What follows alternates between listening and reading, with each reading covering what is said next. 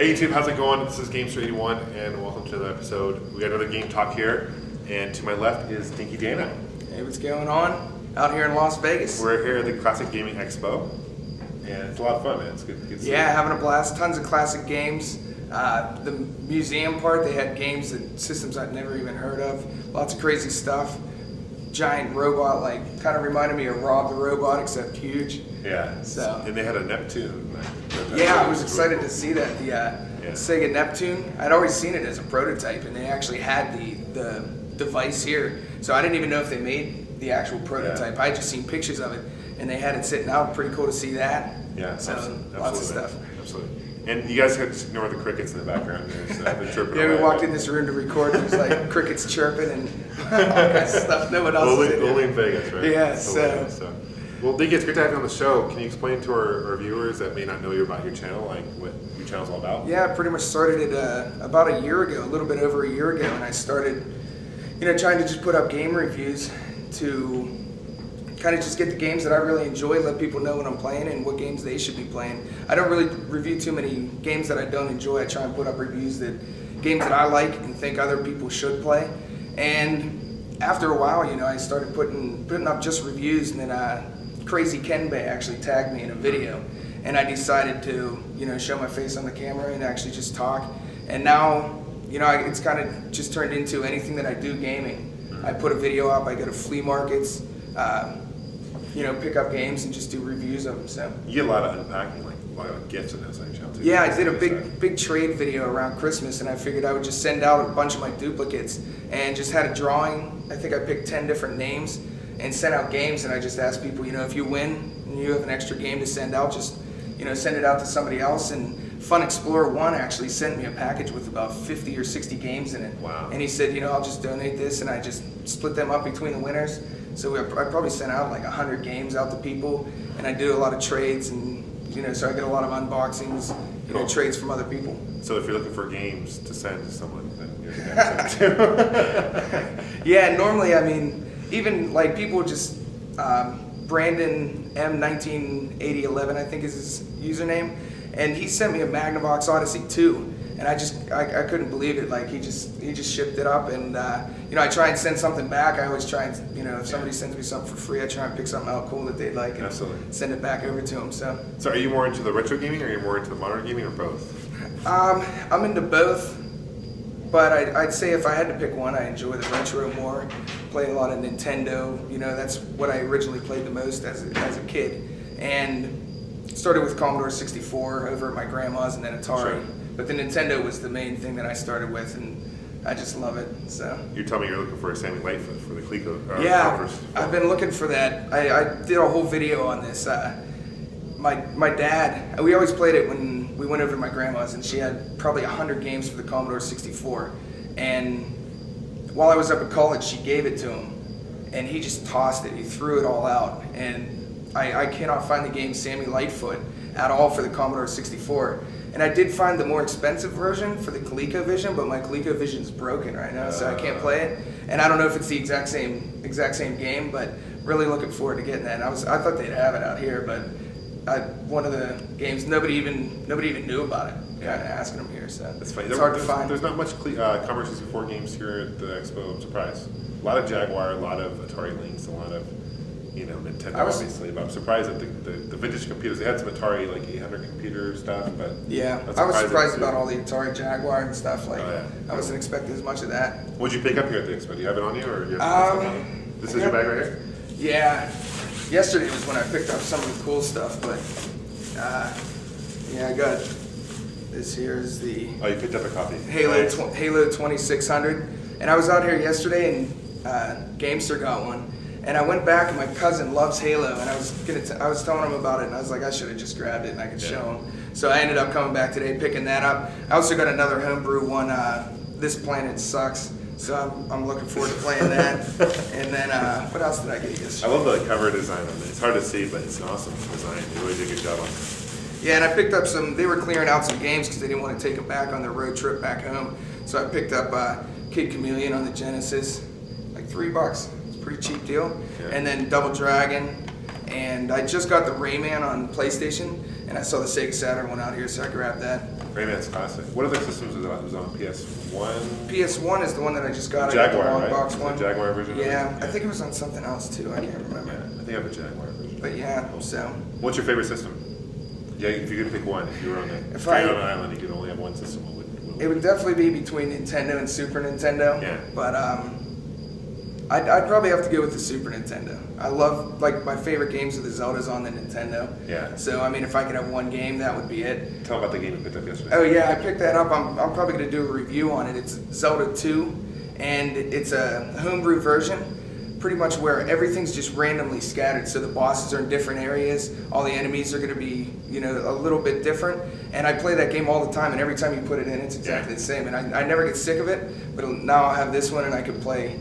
You know, and it'll be a surprise every time. I'm not sure if it's going to be random every time you play it, or if it's just going to be a one different variation of it. They somehow hacked it, I think, as far as just making it different. Just so looking forward to play that one. And it looks really cool the way they had like the sticker design on it too. So yeah, I'll probably put up a review of that, and you're going to be probably doing one on the Halo. I'll be doing one on the Halo too. It's pretty funny seeing like the little pixelated Master Chief walking around shooting trees and stuff, you know? Absolutely. Absolutely. Yeah, what'd you grab? I got a lot of stuff yesterday. I read some stuff yesterday, but today I got this is a homebrew. It's called The Void, which is for the ColecoVision. And these guys, I was talking to the guys, the programmers actually here at the expo, but they live literally like right down the street from where I live. Yeah, so it's pretty cool. So I might have them on as a guest on my podcast. But they signed it, and it plays a lot like Galaga and kind of style game. It's really cool, and it's really well designed. I like the artwork on it. They signed it, which is pretty cool. Yeah, I wasn't expecting the boss to come up at the end of the levels. You know, it has a boss. It has a boss and stuff. Yeah, there's four different ships you can choose from. They all have different powers and stuff. So yeah, they put a lot of homework into it. I picked up. Let's see. This is Killing Time for the 3DO. I picked up for $8, and it's kind of I've never heard of this game before. It's a first person shooter, but it reminds me of like Doom meets Seventh Guest. Yeah, that looks pretty good. And it looks like a really fun, just like first-person horror shooter. That's kind of cool. Nice. I'm trying to think what else is in here. There's one more actually. This is the ColecoVision multi-card, and this has got every ColecoVision game, 125 That's a ton of games. One card. So it's gonna be pretty cool. I think it has Silent Night on it actually. Yeah, I think it does too. I think they said that it has every single ColecoVision game. Yeah, which is pretty cool. I got one for the Vectrex yesterday as well. Yeah, it's got all the Vectrex. And the light. Yeah, the guy gave me a light pen, which it's a homebrew light pen, which is pretty good quality, and he sent it to me. So I'm going to do a review on that one. And I liked we were walking through, and the guy had a Vectrex set up. He was displaying the light gun, and he was using the controller. And we looked down, and he had a Super Nintendo controller for the Vectrex. He had changed it. Yeah. And then he had a Sega Genesis one. That was cool. That's pretty cool. So what kind of stuff do you have planned on your channel coming up? Probably, you know, my computer was down for a little bit, so I didn't do too many reviews. I've been putting up a good bit more now that I got that back up and running. Did Heavy Rain, Cave Story, which was an incredible game. It was really cool.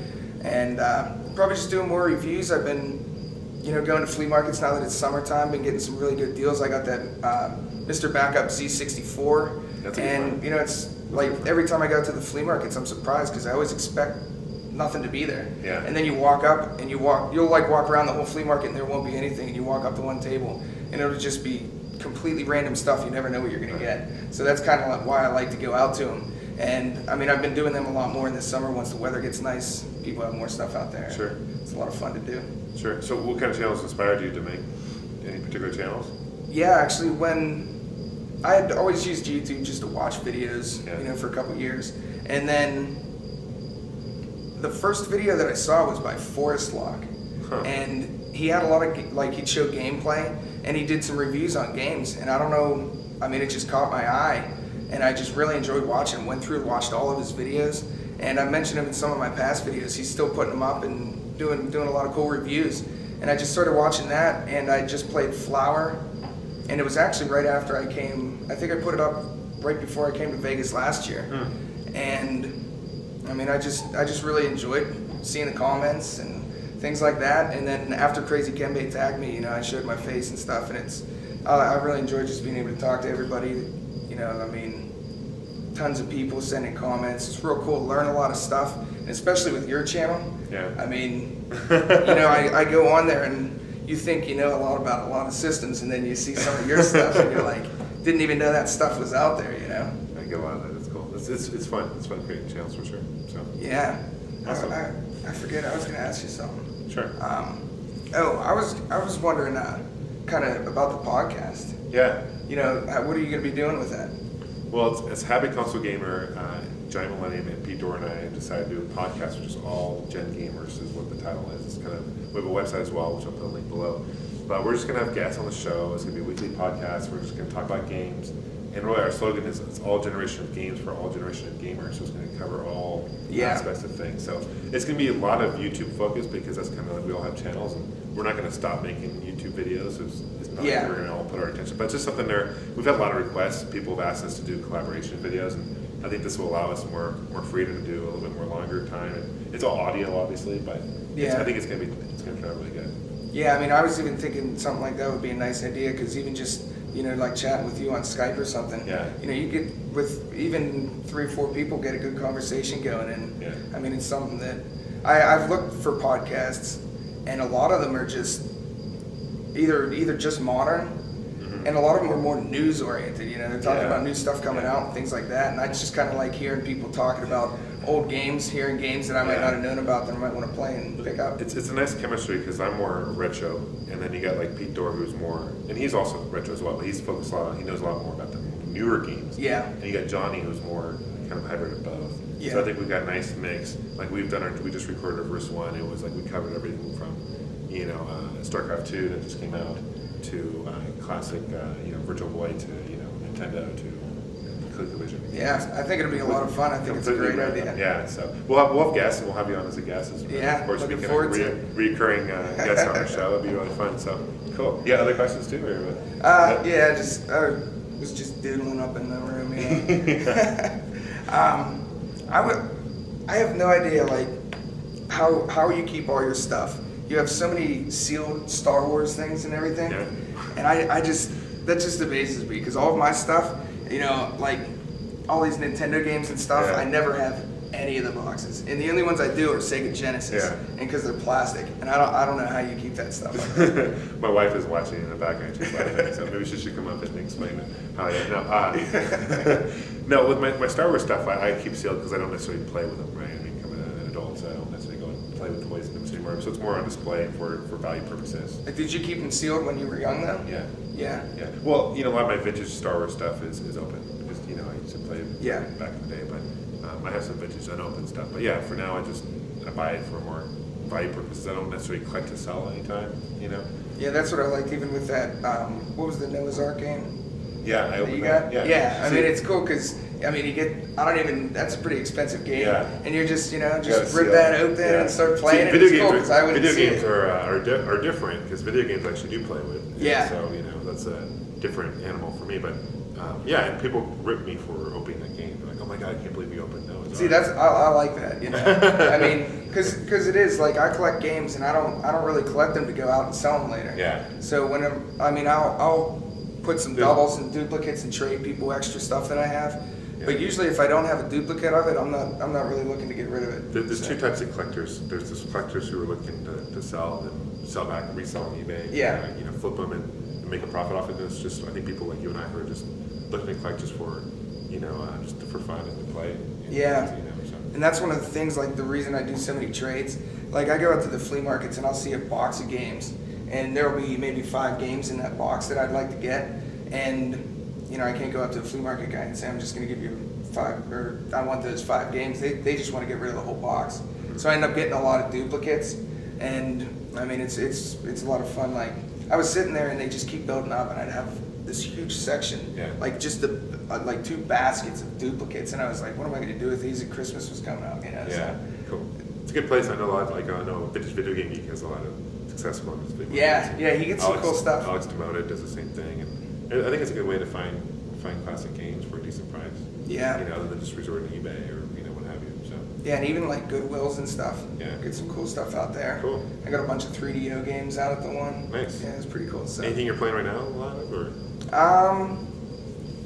Right now I haven't been playing too many modern games. I just played like Guardian Heroes. I just put a video up actually before I came out here. Games I beat recently. And just went over, you know, Super Mario Galaxy 2. I really enjoyed that game. And, you know, I mean, I don't really plan what I play. I have all these games, and sometimes I'll just come home. My friends will come over or something, and we'll just look through, pick one out, and go through it. You know. Cool. So. Well, I appreciate being on the show. Anything else you want to add? No, just it was awesome. having fun out here, checking out all the games, and have some footage of that too. You know. Yeah, definitely. And I'll put a link to DinkyDana's channel below, and I encourage you guys to check him out and subscribe. Just all right, looking forward to the podcast. Yeah, absolutely. I think that's going to be really cool. Absolutely. Thanks, guys.